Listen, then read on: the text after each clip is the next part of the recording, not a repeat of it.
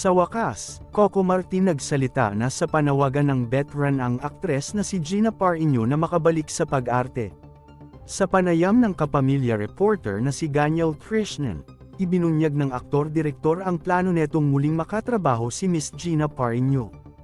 Ayon kay Coco na hindi siya basta-basta nagbibigay ng trabaho at isasalang agad sa sikat na aksyon seryeng Batang Quiapo na kanyang pinagbibidahan.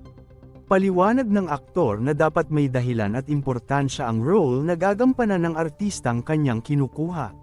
Si Miss Gina daw ang isa sa mga nag-alaga at nagturo sa kanya noong nagsisimula pa lamang siya sa TV. Saad ni Coco, "Dati, imbes makipagkwentuhan ako sa labas sa mga co-actors ko, tatawagin ako niyan sa tent tapos sabi sa akin, halika dito, magbasa ka ng script. Ganun kahigpit yan. Kaya nga lola, talaga namang espesyal si Miss Gina kay Coco at mahal na mahal daw niya ito."